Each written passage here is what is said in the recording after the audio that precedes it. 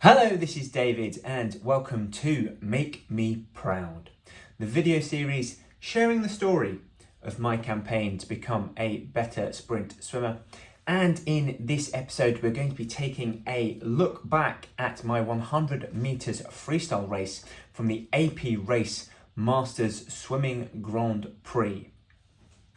For those of you that watched my episode covering the entire gala a couple of weeks ago, will know that I came in with a personal best 100 meters freestyle long course time of 103.53 seconds, a whole 3/4 of a second off my previous long course personal best time in this event. So naturally, I am incredibly happy with the result. However, naturally, there will always be some areas for improvement, and that is what we'll be taking a look at in today's video. So if you would give it a like, I'd very much appreciate it. And for more swimming content, subscribe to my YouTube channel. But otherwise, without any further ado, let's dive right in to today's technical analysis. So not the best dive into the water, similar to my 50 meters butterfly race in that regard, with just myself lacking that little bit of race sharpness. However, despite that, I break out into a nice, steady, smooth and powerful stroke, breathing every two and utilising that bent arm recovery. The first time I am doing so ever in a race, and it's really proving me well, because coming out of the tumble turn, despite the fact that two swimmers have broken away, I am at the front of the rest of the peloton, and this smooth, steady and powerful stroke rate that I am continuing throughout the course of the race enables me to pull away from the rest of the pack and just gain that little bit of extra distance from them. Coming into the finish, I don't attack the wall and glide on the last stroke, but nonetheless finish in a fabulous time, 103.53 seconds. So from that race, there are three talking points that I wanted to cover. The first of which being the dive, which was pretty mediocre by my standards. I didn't get a good reaction time off of the blocks, nor an awful lot of distance off it either.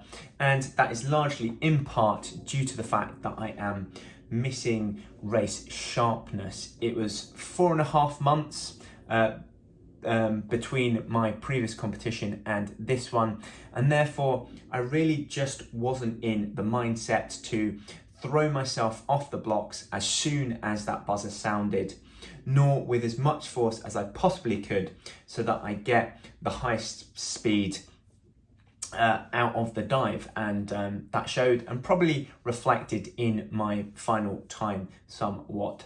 I've been missing the training session which I am able to utilize the blocks, so I think that hasn't helped either, because I haven't been able to make use of that facility. So it just meant that I was coming into this competition lacking that preparedness on dives. So one thing to concentrate on in the following few weeks in the build up to British Masters Nationals. The second thing that I wanted to speak about was the fact that I finished that race with quite a lot of energy left. I didn't feel absolutely knackered as I did with my 100 meters at Europeans, which led me to believe that I didn't give as much as I possibly could in this race. Maybe I was a little bit apprehensive because I was utilizing this, a bent arm recovery and breathing every two as opposed to every three, something that's completely new for me. However, I think that that technique shift actually really does work for me and conserves a whole lot more energy, and therefore I really need to utilize that to push on a lot harder and just bring my time even lower. So be less conservative with my energy in my next 100 meters to see really how far I can push myself.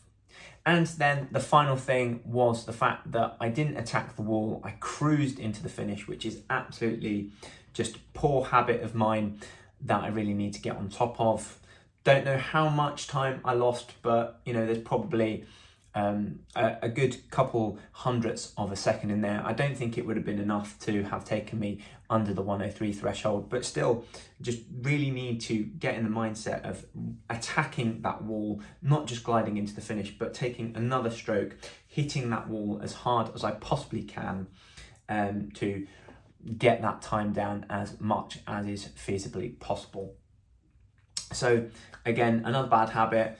I can't really say that this one is down to lacking race sharpness, because it's always been a bad habit of mine and one that I need to consistently think about in training. So again, another thing to think about in the lead up to British Masters Nationals in 3 weeks' time, but something that is easily rectifiable with just that little bit of intention.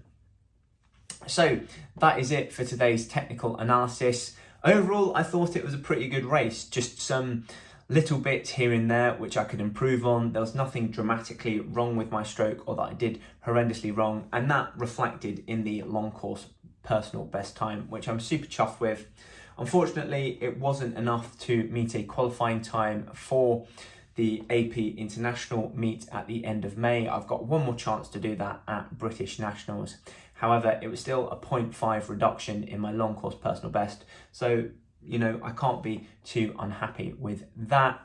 Overall, a good race, and with a few minor tweaks can be even better. But otherwise, that is it for today's video. Thank you very much for watching, and I'll see you again next time. Subscribe to my YouTube channel and follow my Facebook page so that you know of whenever I upload any new videos. Similarly, who else might enjoy this video? Please share in the swimming fun by either tagging them in the comments below or clicking on the share button. Otherwise, check out westcough.com.